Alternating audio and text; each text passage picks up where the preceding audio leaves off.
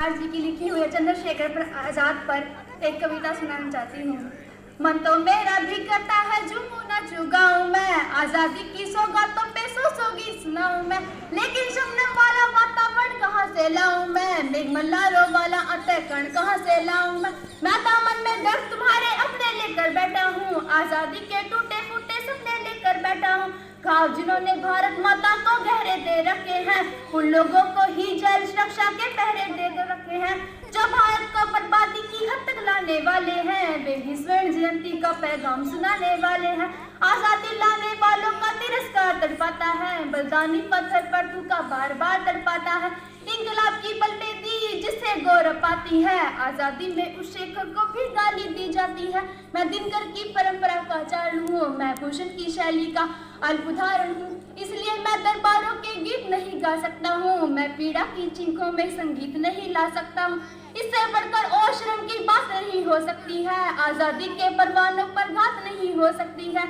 कोई बलिदानी शेखर को आतंकी कह जाता है, पत्थर पर से नाम हटाकर कुर्सी पर रह जाता है, अरे गाली की भी कोई सीमा है, मर्यादा है, यह घटना तो देशद्रोह की परिभाषा से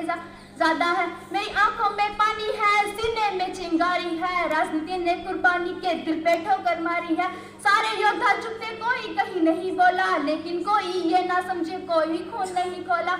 सुनकर बलिदानी बेटों का धीरज डोल गया होगा, मंगल पांडे फिर शोणित की भाषा बोल गया होगा, सुनकर हिंद महासागर की लहरें तड़प गई होगी, शायद बिस्मिल की गजलों की लहरें तड़प गई होंगी, नील गगन से कोई पुछल तारा टूट गया होगा, अशफाक उल्लाह की आंखों में लावा फूट गया होगा, भारत भूख पर मरने वाला टोला भी रोया होगा, इंकलाब का रंग बसंती चोला भी रोया होगा, चुपके चुपके रोया होगा संगम तीरथ का पानी, आंसू आंसू रोई होगी धरती की चुनरधानी, एक समंदर रोई होगी भगत सिंह की कुर्बानी, क्या यही सुनने की खातिर फांसी झूले सेनानी, क्या यही सुनने की खातिर फांसी झूले सेनानी, जहां मेरे आजाद भारत के पत्ते फटक गए होंगे, शायद तब से घर बाजू फटक गए होंगे, पल को उनकी नित्या भाग गई होगी, फिर पिस्तौल उठा लेने की इच्छा जाग गई होगी। शेखर महायज्ञ का नायक गौरव भारत भूखा है, जिसका भारत की जनता से रिश्ता आज नहीं होता है,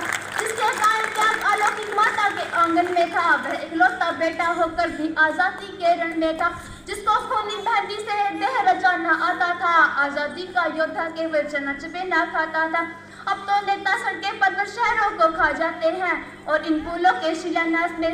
नहरों को खा जाते हैं, आजादी के कारण जो गोरों से बहुत लड़ी है जी, शेखर की पिस्तौल किसी तीरथ से बहुत बड़ी है जी, जो